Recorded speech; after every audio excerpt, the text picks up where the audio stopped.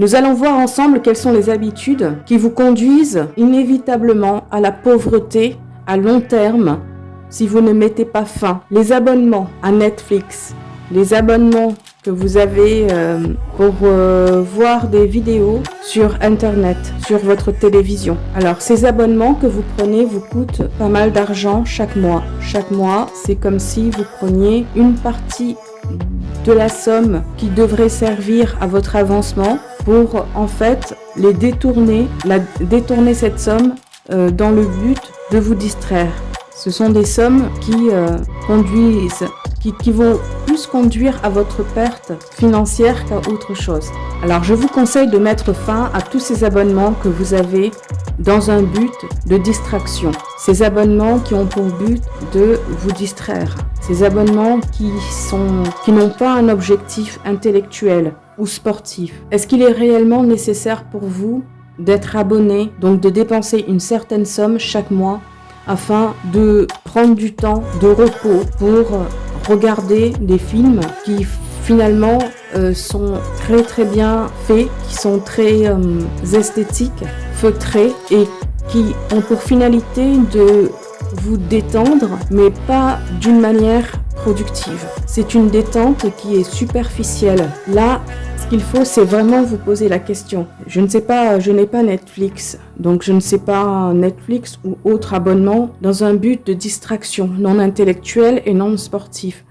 Est-ce que réellement vous avez la nécessité dans votre vie d'accorder autant de temps et autant d'argent chaque jour, chaque week-end, à regarder finalement se dérouler devant vous des vies, des scènes qui ne correspondent pas du tout à votre vie, à ce que vous vivez, à ce que vous croyez, à ce que vous connaissez. En fait, ces films, particulièrement cette chaîne, cette marque, je pense, Netflix ou autres, sont très très bien faits pour détourner votre attention, pour capter votre attention et capter votre temps. Je ne dis pas que regarder des films ou des séries sont des choses qui est néfaste pour vous. Je ne pense pas. Nous avons tous besoin de nous détendre et de regarder un bon film de temps en temps. Là où cela devient problématique et néfaste pour votre santé mentale et pour votre productivité, c'est lorsque cela devient une habitude, une répétition, une distraction malsaine. Ces séries sont faites de manière à vous rendre complètement accroché à quelque chose de vraiment futile. La plupart de ces personnages sont mis en scène dans quelque chose qui ne correspond pas et qui ne correspondra jamais à ce que vous connaissez. Que ce soit d'un point de vue esthétique, d'un point de vue moral ou d'un point de vue intellectuel. Et même, je dirais que engage votre moralité. Et je ne pense pas que leur objectif soit réellement de vous distraire. Je pense plutôt qu'il y a quelque chose de plus sombre derrière, comme vous endormir et vous faire passer à côté de vos projets et vous faire perdre votre temps. Vous endormir tranquillement comme des moutons. Donc, si vous engagez de l'argent dans les abonnements, je pense qu'il serait bien pour vous de bien réfléchir et de vous poser les bonnes questions. Est-ce que réellement vous avez besoin de prendre ces abonnements? Est-ce que vous avez besoin d'engager autant d'argent chaque mois, même si cela pour vous représente une petite somme? Est-ce que vous avez vraiment la nécessité? Après, regarder un film, comme je vous l'ai dit, de temps en temps, une série, ça ne fait pas de mal. Mais si cela devient une habitude quotidienne, alors peut-être qu'il vaut mieux repenser la manière dont vous gérez votre temps et peut-être la manière aussi dont vous gérez vos distractions. Par exemple, au lieu de perdre votre temps à regarder des séries sur Netflix, vous pourriez, si vous aimez bien les écrans et les scènes, vous pourriez utiliser ce temps pour regarder des reportages qui peuvent être productifs pour vous et qui peuvent réellement vous détendre, qui peuvent vous apporter quelque chose. Par exemple, regardez des reportages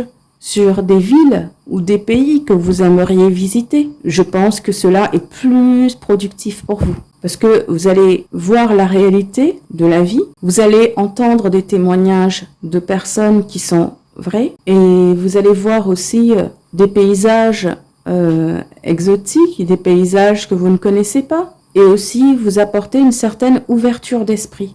Donc, lorsque vous passez du temps sur les écrans, il faut toujours vous poser la question, est-ce que le temps que je passe sur les écrans m'apporte quelque chose de productif dans ma vie? Est-ce que j'apprends quelque chose? Est-ce que j'en retire quelque chose? Est-ce que ça m'amène à réfléchir sur mes objectifs futurs, sur ma vie présente? Aussi, les reportages peuvent vous permettre de faire une sorte de parallèle entre ce que vous vivez et ce que d'autres personnes vivent. Parfois, on croit connaître un sujet, on croit connaître un pays, on croit connaître une population ou un territoire, mais en fait, vous ne l'avez pas vraiment étudié. Alors, ce qui est bien, c'est vraiment de passer du temps productif, donc en regardant des choses qui peuvent vous apporter et en retirer aussi quelque chose d'important pour vous. Autre habitude, les restaurants. Je sais que la plupart d'entre vous, vous aimez beaucoup aller au restaurant avec des amis, en couple, avec votre famille, vous faire plaisir, découvrir des lieux. Surtout avec les réseaux sociaux, nous sommes bombardés de publicités plus ou moins déguisées qui vantent les mérites de tel ou tel restaurant. C'est très bien de connaître de nouveaux endroits, découvrir de nouvelles cuisines, s'ouvrir, c'est très bien. Mais si vous passez trop de temps au restaurant et que chaque week-end vous êtes au restaurant, plusieurs fois par semaine vous êtes au restaurant, c'est beaucoup d'argent que vous engagez. Vous ne vous en rendez pas compte sur le moment car vous allez dépenser peut-être 20, 30, 60, 400 € dans un restaurant, je ne sais pas quel type de restaurant vous fréquentez. Mais si vous mettez toutes ces sommes que vous dépensez régulièrement au restaurant bout à bout, vous verrez qu'à la fin du mois, à la fin de l'année, c'est quand même une somme qui est assez importante, qui est investie dedans. Je pense que vous devriez peut-être considérer les restaurants comme des endroits, plutôt des endroits où que vous pourriez fréquenter de manière occasionnelle pour fêter un événement, pour des retrouvailles entre amis, avec votre famille, ou alors pour des repas d'affaires. Il y a aussi différents types de restaurants.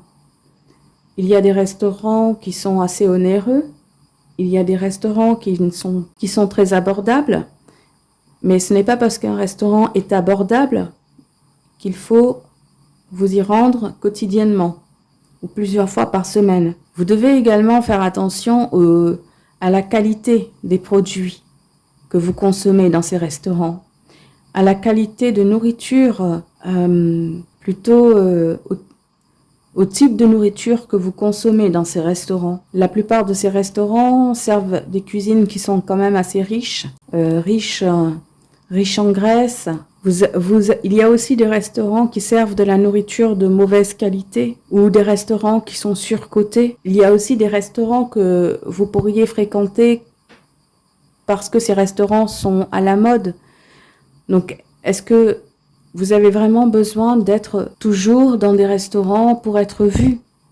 Si vous fréquentez des restaurants pour être vu, là, je vous conseille de vraiment faire un travail sur vous-même. Est-ce que vous avez vraiment besoin d'être vu? Qui vous êtes pour avoir besoin d'être vu tout le temps dans les endroits à la mode? N'est-ce pas là une perte de temps, une perte d'argent? Est-ce qu'il n'y a pas un travail à faire sur l'image que vous voulez envoyer aux autres et votre propre estime de vous-même? Aussi, si vous avez les moyens de fréquenter les restaurants, ce n'est pas parce que vous avez les moyens de fréquenter les restaurants qu'il faut forcément perdre votre temps là-dedans. Là aussi, il s'agit de distraction, de distraction et d'une mauvaise gestion de votre temps et de votre organisation. Lorsque vous êtes dans des restaurants qui sont par exemple surcotés, il peut y avoir aussi un sentiment de stress. Car fréquenter certains types de restaurants vont vous demander un certain type de tenue vestimentaire.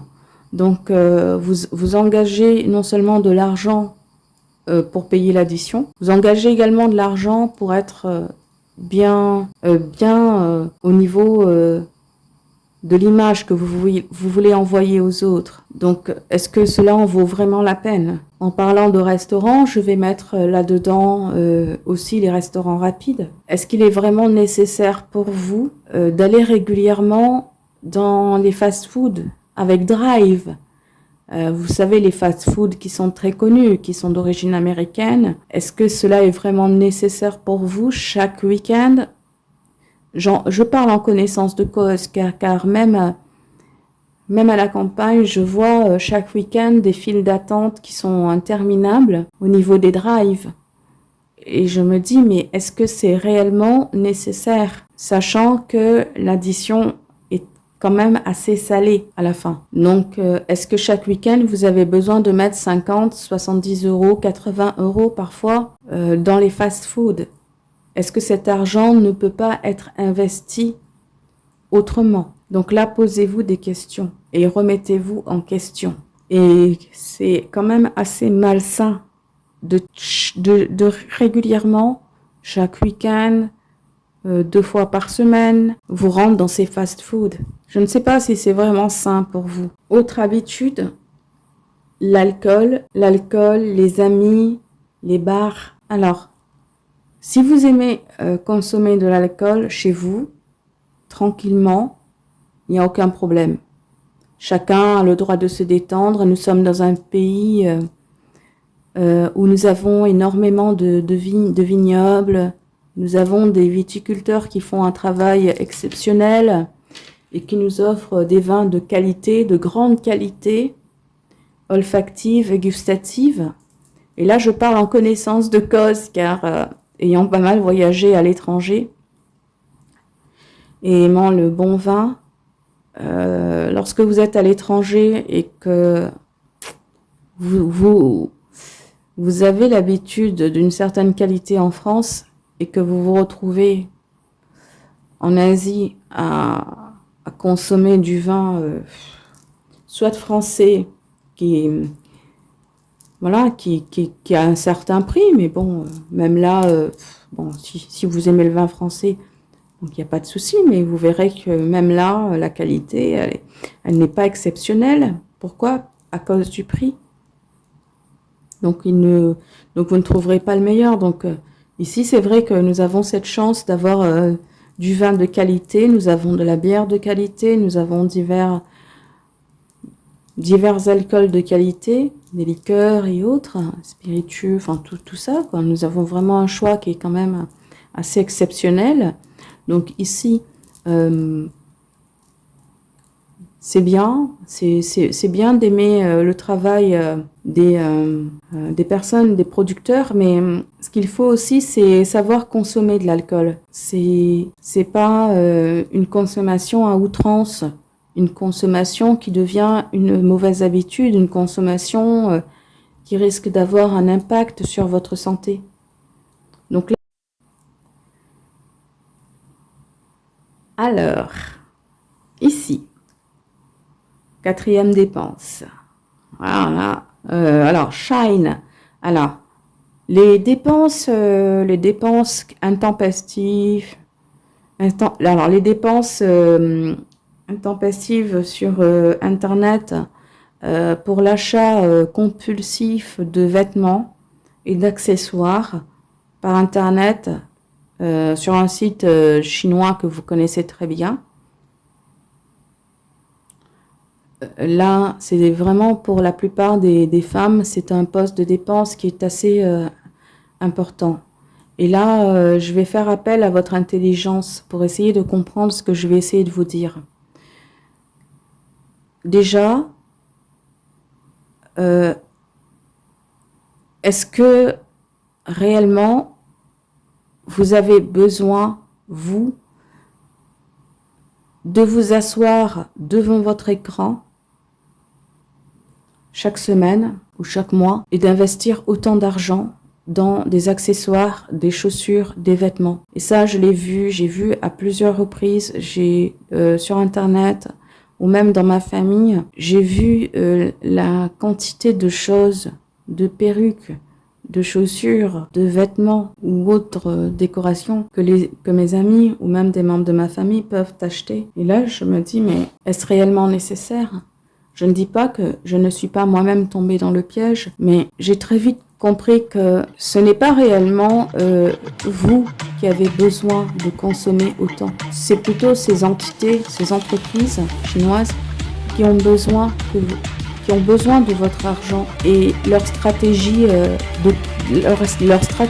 est très très bien organisée pour vous pousser à la consommation. Et c'est là où il ne faut pas tomber dans leur piège, car tout est très très bien fait, tout est très bien organisé. Par exemple, des promotions avec une deadline. Ils le font très très bien, mais tout ça c'est du faux, tout ça. En fait, ce qu'ils veulent, c'est vous pousser à la consommation, et surtout la consommation de choses dont vous n'avez pas besoin. Quand je vois que certaines femmes ont jusqu'à 30, 40, 50 paires de chaussures, mais sincèrement, à moi, je ne sais pas, peut-être que vous êtes dans un tel milieu, mais est-ce que réellement, en tant que personne bien constituée dans sa tête, vous avez besoin de tant de paires de chaussures pour être heureuse? Vous n'en avez pas besoin. Donc pourquoi acheter autant? Pourquoi en si grande quantité? Et aussi, il faut réfléchir à un autre point qui est très important. Est-ce que vous avez un peu réfléchi? Est-ce que vous avez fait preuve d'un certain recul pour comprendre et analyser le prix que vous payez pour toutes ces choses? Est-ce que vous trouvez normal que ces objets, ces accessoires, ces vêtements, tout ce que ces gens vendent soit à un prix aussi dérisoire? Alors pour vous, c'est très intéressant. Vous dites que tout est accessible, ce n'est pas très cher. Mais si vous mettez tout bout à bout, vous allez vous rendre compte que non seulement vous dépensez une certaine somme, mais aussi que par objet, la somme, elle est ridicule. Et si vous poussez la réflexion encore plus loin, vous allez vous rendre compte que pour une paire de chaussures, par exemple, à 10 €, 20 €, vous vous rendez compte que peut-être qu'il y a un petit souci quant à la qualité, quant à la nocivité des matériaux qui sont utilisés. Peut-être qu'il y a aussi des problématiques qui se posent d'un point de vue humain sur la confection de toutes ces choses, ces accessoires, ces chaussures, ces vêtements, ces t-shirts. Et peut-être qu'il y a une notion morale derrière que vous ne voulez pas voir ou que vous refusez de voir. Et si vous poussez la réflexion encore plus loin, vous allez vous rendre compte que dans certaines régions où ces produits sont fabriqués, même si sur papier tout semble parfaitement lisse, légal, moral, en fait, il y a des conditions humaines derrière qui sont inacceptables. Et si vous faites un minimum de recherche et que vous poussez encore plus loin, vous vous rendrez très facilement compte que parfois une paire de chaussures pas très chère que vous pouvez acquérir par le biais de ces sites en Asie, que cela correspond au salaire d'une personne. Et parfois que cette personne, pour atteindre ce salaire, ne peut même pas rentrer chez elle le soir, rentrer dans sa région. Et certaines vont même jusqu'à dormir sur place. Et certaines ont des horaires de travail qui seraient inimaginables ici en France, en Europe. Donc, consommer pour l'achat de vêtements de manière compulsive, c'est aussi se fermer les yeux, en fait, sur une inégalité qui est morale avant tout, pour vous permettre à vous de mettre, par exemple, une paire de chaussures un soir et ensuite passer à autre chose, mettre des vêtements qui sont finalement pas de si bonne qualité que ça. Effectivement, vous ne pouvez pas avoir des vêtements de qualité et durables dans le temps en payant des prix qui sont quand même assez déraisonnables.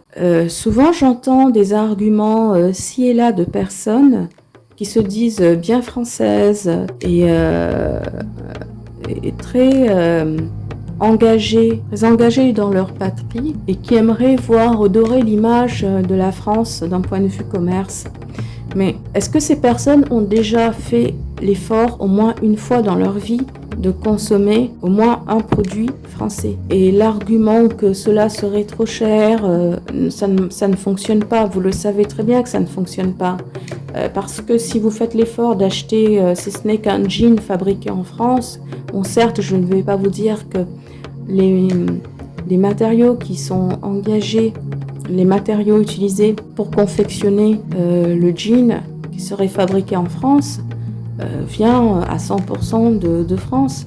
Évidemment, nous ne pouvons pas tout faire, mais simplement de savoir que certains vêtements sont fabriqués dans des ateliers en France par des personnes qui ont des conditions de travail, qui respectent les réglementations françaises en matière de travail, qui respectent nos lois, les temps de travail, les conditions de travail, qui ont une certaine éthique, qui ont été fabriqués avec une certaine éthique. Que tout cela, en fait, pour vous, ce serait trop coûteux, inaccessible. Est-ce que vous avez déjà essayé d'acheter une fois? Déjà commencé, vous verrez une grande différence entre des qualités françaises et leur durabilité et la qualité qui est produite dans ces pays dans des conditions qui sont quand même inacceptables et avec des matières qui sont extrêmement fragiles et nocives aussi, que ce soit pour la planète ou pour votre santé. Et si vous poussez la réflexion encore plus loin, vous verrez que la fabrication de certains tissus, les produits qui sont utilisés pour obtenir certaines couleurs ou simplement pour traiter ces tissus, eh bien, tout cela a des conséquences qui sont assez nocives sur la planète.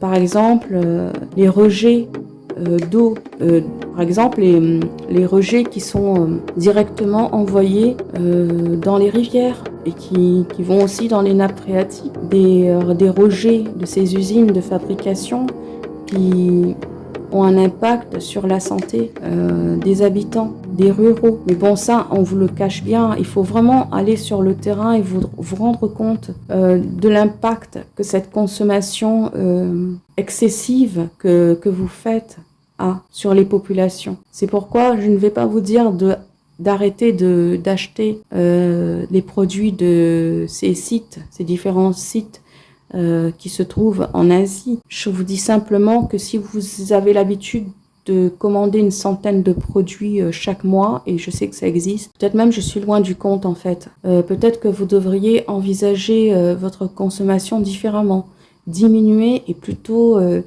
essayer d'aller à vraiment ce qui vous est réellement nécessaire et ce que vous allez vraiment utiliser. Sachant que comme vous ne vous rendez pas dans les magasins, vous préférez commander sur Internet, vous n'avez pas la possibilité d'essayer ces vêtements. Donc vous ne savez pas si ces vêtements vous vont. Donc comme cela ne vous... Parfois ça peut arriver que ces vêtements ne correspondent pas. Donc cela peut arriver que ces vêtements ne vous correspondent pas. Et donc là, ce que vous faites comme bon consommateur que vous êtes et aguerri de vos droits, vous renvoyez et voilà, vous renvoyez, vous faites un retour et donc après on vous renvoie un autre produit en échange et voilà, et en fait on tombe dans un cycle qui est finalement interminable. C'est finalement, j'ai comme l'impression que la plupart des personnes qui sont accros à ce type de consommation ont beaucoup de mal à réfléchir plus loin que leur propre petite personne. Et je ne dis pas cela avec autant de mépris que ce qui semble, mais je pense que je suis pas très loin du compte. Et pour exemple, je connais pas mal de personnes dans mon entourage qui aiment porter des perruques. Bon, ce sont des personnes qui sont comme d'origine africaine, donc qui aiment bien changer de coiffure régulièrement. Mais de combien de perruques vous avez besoin réellement pour vous sentir bien dans votre tête. Je ne sais pas, est-ce que vraiment c'est une perruque qu'il vous faut ou c'est une autre tête? Il existe aussi des magasins en France où vous pouvez acheter vos perruques. Ce sont des perruques de très bonne qualité. Vous pouvez essayer les perruques, vous pouvez les faire ajuster à votre morphologie, à votre visage, les faire couper, les faire teindre. Enfin, je pense qu'il y a suffisamment de solutions. Et puis si vous aimez acheter des perruques, peut-être que vous devriez choisir aussi des circuits courts. Mais quand je parle de cela aux personnes de mon entourage ou de ma famille qui sont d'origine africaine, tout de suite, il y a, voilà, c'est beaucoup d'agressivité en retour. Et ça, c'est compliqué de discuter avec les personnes, voilà, de notre communauté, car dès que l'on pointe du doigt certains problèmes, certains sujets, on va dire plus que des problèmes, parce qu'il n'y a pas de problème sans solution, mais dès que l'on pointe du doigt un sujet, on dirait qu'il ne faut pas. Ce n'est pas parce que vous faites un complexe que vous devez ne pas réfléchir et faire la politique du bourrin qui est là à consommer sans se soucier de l'impact que vous avez sur la planète. Donc ne réfléchissez pas comme nos aînés ont fait à court terme, réfléchissez aussi pour le futur, pour peut-être vos enfants si vous en avez, vos petits-enfants et tout ça. Alors, autre habitude, alors les boîtes de nuit. Alors, concernant les boîtes de nuit, déjà, avant de commencer, je tenais à faire une mise en garde. Lorsque vous allez en boîte de nuit, vous devez vous assurer d'être accompagné de personnes fiables, ou du moins de bien spécifier les lieux que vous allez fréquenter, où vous allez vous rendre, les personnes qui vous accompagnent, trouver des solutions pour vous raccompagner après et surtout faire très attention à ce que vous consommez, avec qui vous consommez. Par exemple, vous devez faire attention, c'est simple, on vous l'a dit plusieurs fois, mais les accidents arrivent encore de nos jours parce que vous êtes mal informé ou bien alors vous n'écoutez pas les informations qui vous sont données. Vous devez faire attention à ce que vous consommez et faire attention à bien surveiller votre boisson. Ne laissez pas votre boisson traîner n'importe où. Lorsque vous demandez un verre en boîte de nuit, pensez à consommer votre verre et ne lâchez jamais du regard votre verre jusqu'à ce que celui-ci soit terminé. Assurez-vous, lorsque l'on vous sert un autre verre, à ce que l'on vous change le verre.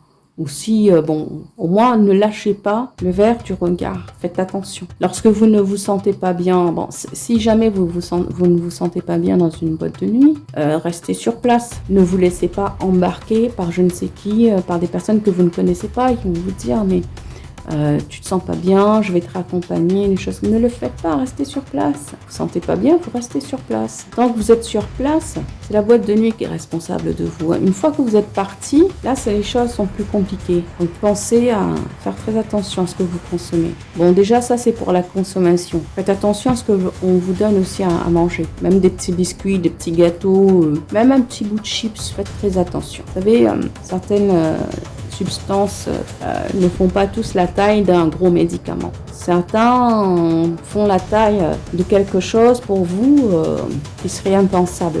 Et leurs effets sont vraiment extrêmement dangereux. Donc faites aussi très attention.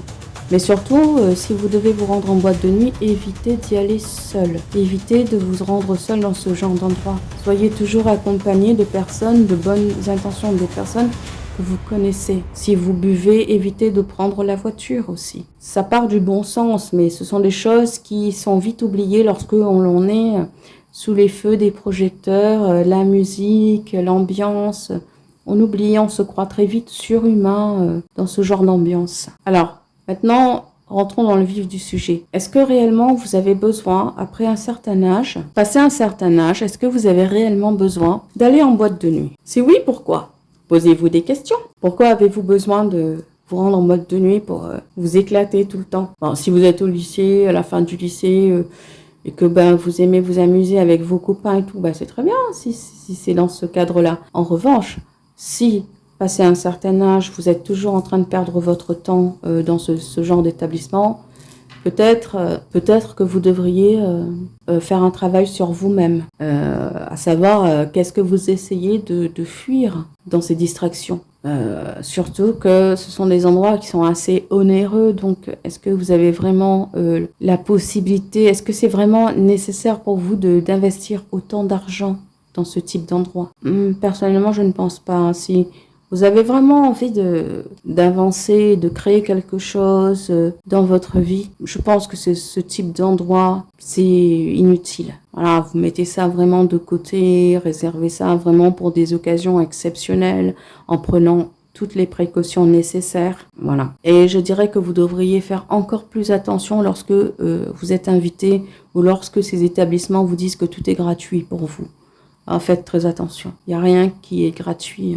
Et souvent, lorsqu'ils font des promotions de gratuité pour les filles, c'est souvent pour attirer les hommes. Et ce type d'hommes, les types d'hommes que vous trouverez dans des boîtes de nuit, c'est pas le genre de, je pense pas, c'est le genre de personnes qui vraiment ont envie de fonder, de créer quelque chose de sérieux. Ça existe, ça peut exister peut-être, mais je pense pas que ce soit la majorité. Donc si vous n'êtes pas dans cet état d'esprit, peut-être que vous devriez changer de fréquentation, de type d'endroit aussi. Alors une autre habitude que vous pouvez développer, que vous avez pu développer avec le temps, c'est l'esprit de concurrence. Et comment l'esprit de concurrence peut conduire à la pauvreté, à vous condamner à la pauvreté? C'est en fait la focalisation de votre vie basée sur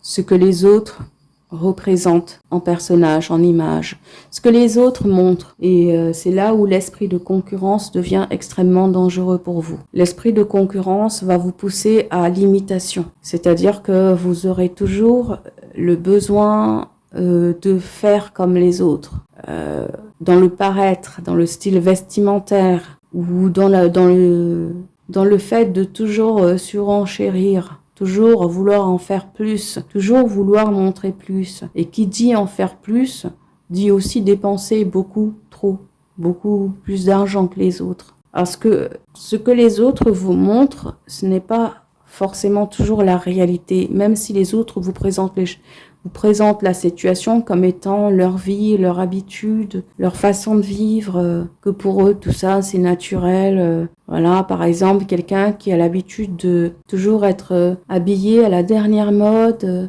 toujours avoir de belles voitures, de belles perruques, des super maquillages, des choses comme ça, toujours le parfum à la mode. Et ce sont souvent des personnes qui aiment se montrer, qui aiment afficher leur marque. Quand elles arrivent, elles n'arrivent jamais avec leur véritable moi, leur véritable personne et leur véritable personnalité.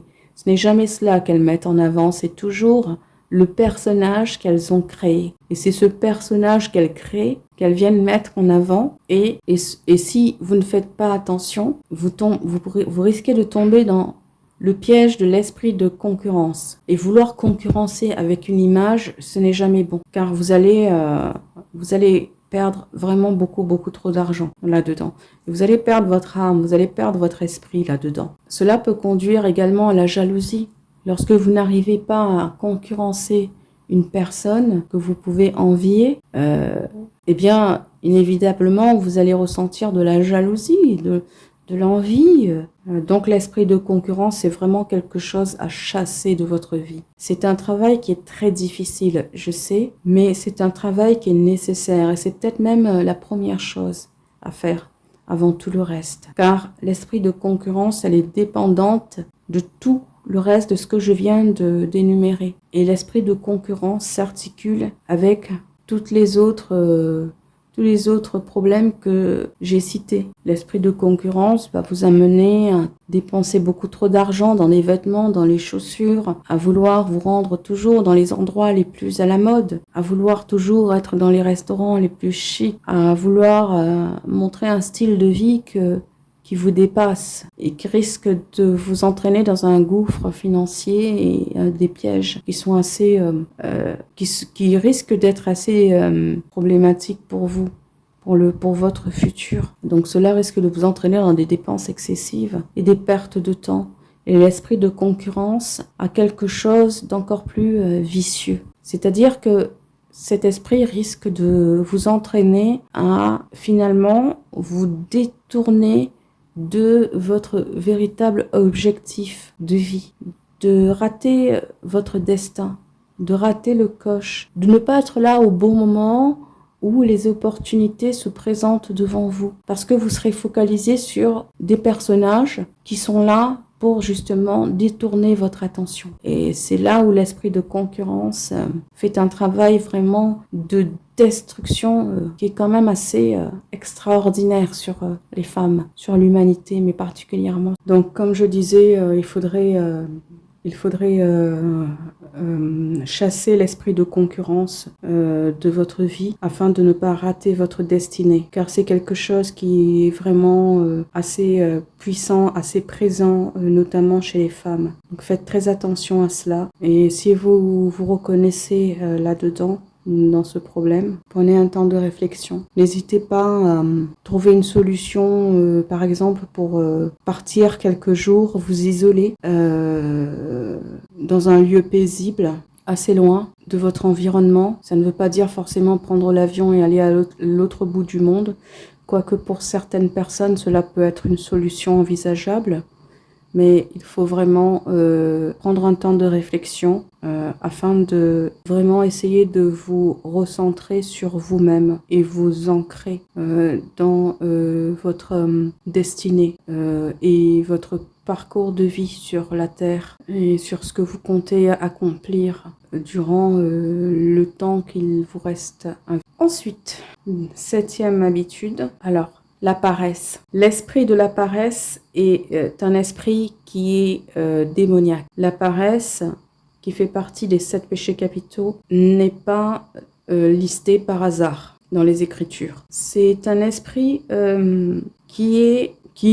c'est un esprit qui peut vous dominer si vous ne prenez pas, si vous n'admettez pas que vous êtes dans la paresse. Donc la première chose à faire lorsque vous avez le sentiment d'être une personne qui ne veut pas fournir d'efforts, qui ne veut pas prendre soin d'elle-même, qui fait toujours dans la facilité, qui refuse le moindre effort, c'est que vous êtes dominé par cet esprit. Malheureusement, aujourd'hui, la société, mais pas que aujourd'hui, depuis déjà pas mal d'années, la société est faite pour encourager la paresse. Inutile de prendre l'exemple de la France pour démontrer tout cela. Je pense que vous avez pu vous-même observer à quel point, par exemple, en travaillant dur, la vie reste quand même assez difficile pour vous. En travaillant et en ayant un salaire à la fin du mois, vous vous rendez compte que d'autres personnes arrivent à obtenir les choses de manière plus facile et sans fournir d'efforts. Et je pense que cette analyse, cette conclusion, elle ne doit pas forcément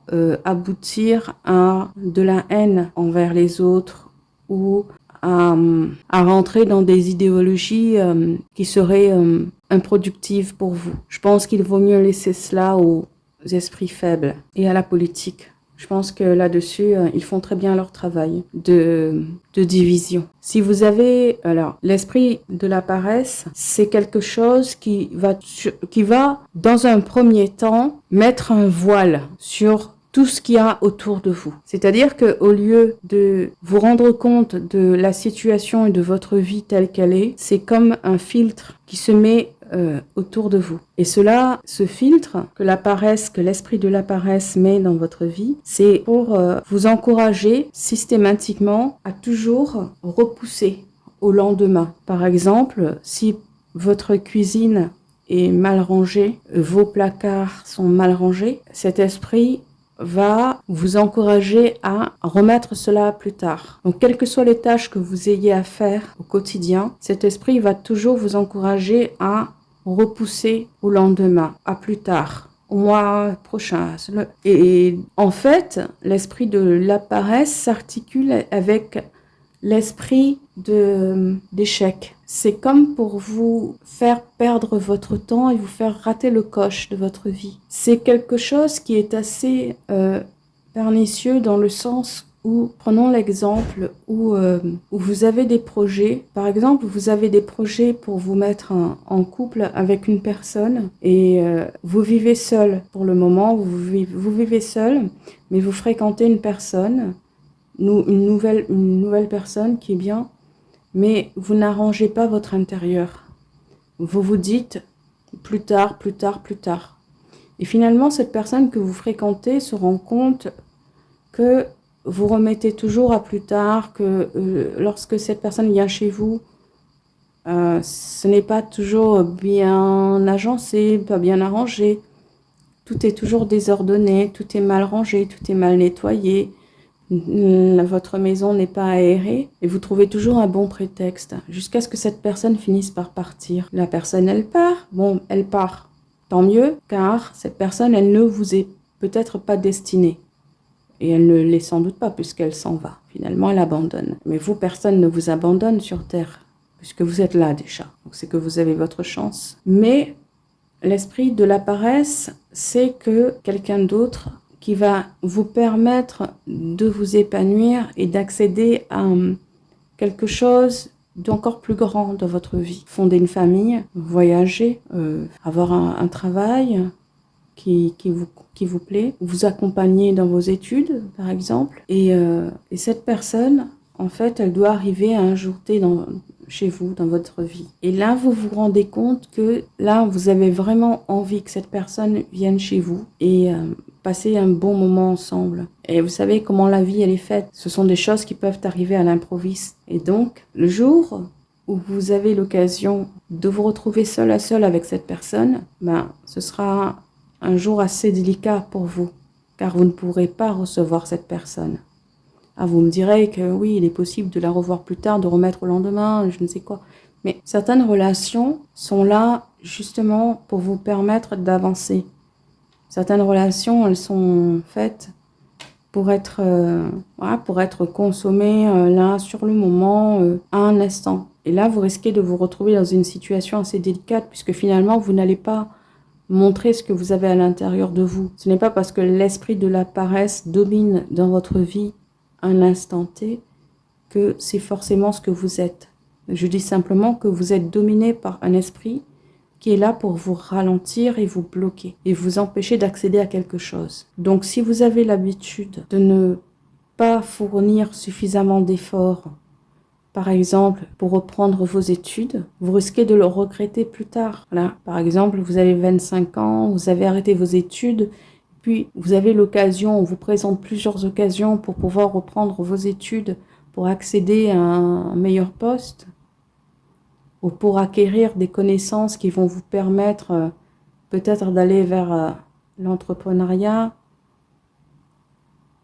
pour monter votre propre entreprise, ou pour connaître des personnes qui vont justement vous propulser. Eh bien, voilà, vous aurez raté cette chance, parce que vous n'aurez pas fourni les efforts nécessaires pour cela. Donc l'esprit de la paresse, c'est quelque chose qui agit dans divers domaines de votre vie. Il faut vraiment faire très attention à cela. L'esprit de la paresse, c'est aussi quelque chose qui vous pousse à toujours être dans une certaine forme d'endormissement. Vous ressentirez souvent le besoin de dormir de manière excessive. Bon, faire la grasse matinée le matin, bon, ça c'est normal. Surtout si vous travaillez, si vous avez des horaires de travail qui sont assez compliqués, donc c'est tout à fait normal lorsque vous avez quelques moments de repos de pouvoir en profiter le matin ou dormir un peu plus le week-end. Là, je parle d'endormissement à longueur de journée. Passer du temps sur le canapé, assis, allongé toute la journée, du matin au soir. Et certains vont même jusqu'à dormir, manger, en même temps se faire livrer des repas à leur domicile au lieu de cuisiner quelque chose. L'esprit de la paresse, c'est tout un engrenage en fait.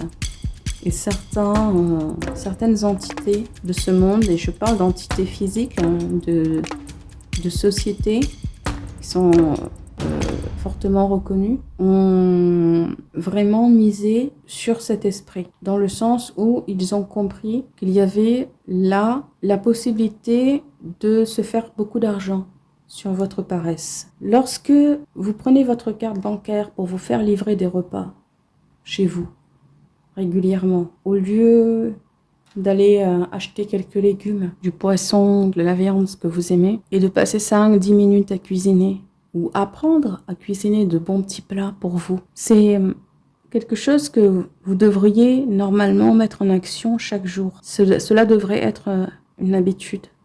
Et se faire livrer des repas chez soi, c'est quelque chose qui doit rester assez exceptionnel. Vous ne pouvez pas, en tant qu'être humain épanoui, être systématiquement dans les livraisons à domicile, c'est pas possible. Se faire livrer une pizza de temps en temps parce que vous êtes fatigué, oui, ça c'est bien.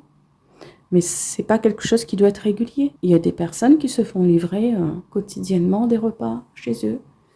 Parce qu'il y a une grosse entreprise qui a opéré là-dessus, sur cette paresse, et qui sont aujourd'hui milliardaires grâce à vous, à votre paresse. Mais l'esprit de la paresse ne se limite pas à cela. Non seulement l'esprit de la paresse va s'arranger et s'organiser pour vous faire rater le coche de votre vie, cet esprit va également s'organiser pour vous faire rater votre destinée. Par exemple, vous faire rater les opportunités professionnelles qui doivent normalement se présenter à vous, mais également jouer sur le déclin de votre santé. C'est-à-dire que c'est un esprit qui s'engage avec un objectif qui est très précis. C'est votre décès, en fait, votre mort physique, votre mort morale, intellectuelle, physique, sociale. Vous imaginez bien que lorsque vous vous faites livrer des repas chaque jour, par exemple, pour prendre l'exemple des repas, ce ne seront pas des repas qui seront forcément très sains. Même si vous commandez des sushis quotidiennement, vous vous rendez bien compte que ce n'est pas sain pour la santé. Ce n'est pas bon. C'est quand même mieux de cuisiner vous-même quelque chose. C'est comme acheter des repas tout faits et mettre au micro-ondes. Ce n'est pas une bonne habitude à prendre. Quand vous pouvez, par exemple, éplucher une carotte et puis vous faire une petite salade, ou acheter des fenouils et faire cuire ça à la vapeur et manger ça avec une tranche de saumon en papillote. Voilà, assaisonner de vinaigrette qui fait très rapidement. C'est quand même plus sain pour vous. L'esprit de la paresse va également vous empêcher de faire du sport. Donc en fait c'est un engrenage. Donc c'est vraiment la dernière chose, la dernière habitude qu'il faut vraiment essayer de chasser de votre vie. Voilà, donc j'ai énuméré ces 7 habitudes qui appellent à la pauvreté, mais qui aussi vous condamnent finalement à cette pauvreté.